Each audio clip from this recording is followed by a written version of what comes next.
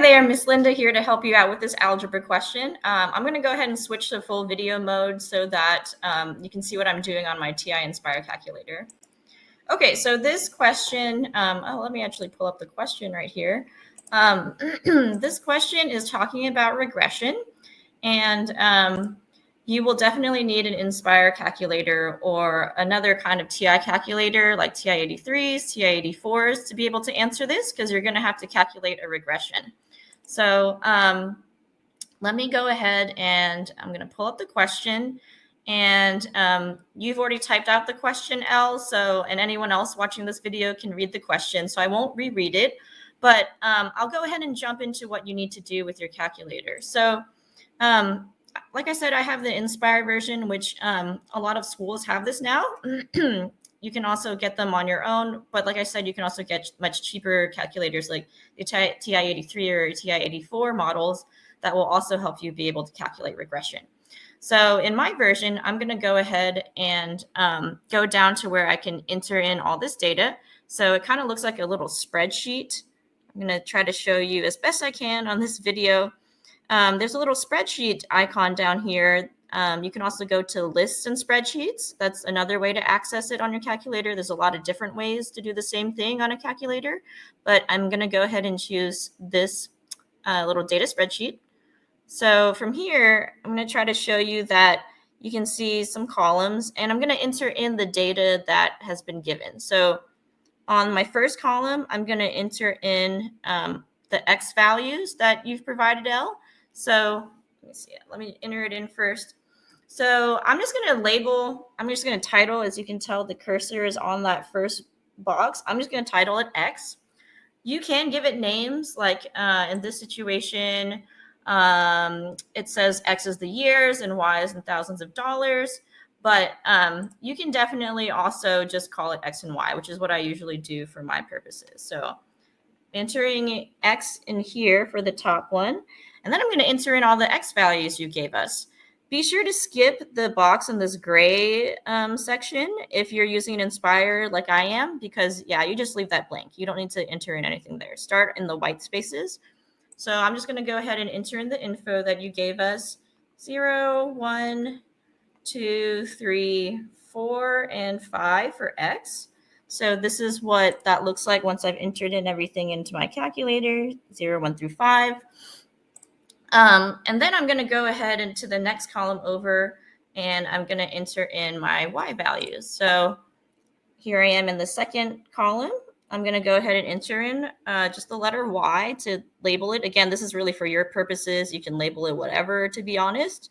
Going to skip that gray box again. We don't need to enter anything in there.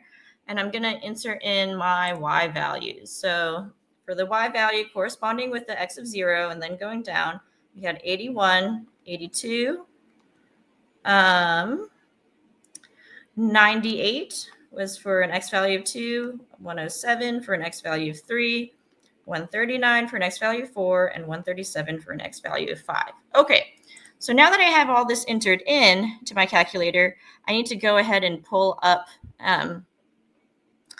a new document using this information. So I'm going to go to Doc, and I'm going to go to number 4 in this case. I know it's kind of hard to read on the video, but it's for insert. And I'm going to go ahead and insert a data and statistics sheet, which on my calculator is number 7. So I'm going to hit that one. Then you get all these dots because it's trying to give you like a graph basically of your information. So we're going to go down, toggle down to the X column. We're going to choose X. We have to label it to tell it what data to pull. So I'm going to say X goes along the X axis, and you can already see the dots start moving, which is kind of interesting. And then I'm going to toggle over to the Y column, and I'm going to label that Y. And now you can see your data. This is what it actually looks like plotted on the calculator. So here you can go ahead and looks like the first question you asked was to write the linear regression equation that represents the data and round all coefficients to the nearest 10th. So to do that, we're going to go ahead to menu within the screen, and we're going to go to number 4, which is analyze. Like I said, if you have a different version of calculator, that's fine. Just look for these keywords that I'm saying, like analyze in this case. You're analyzing the data on your screen. and we're going to go to regression. Okay, so we're going to go to regression, and this one, the picture already looked linear, so you need to tell it that you want it to do a linear regression, which is the first option on my calculator, the mx plus b one, your standard algebra mx plus b. So I'm going to choose that one, and it gives us our equation. Sure enough, it gives our equation right here, and you can round it to the tenths.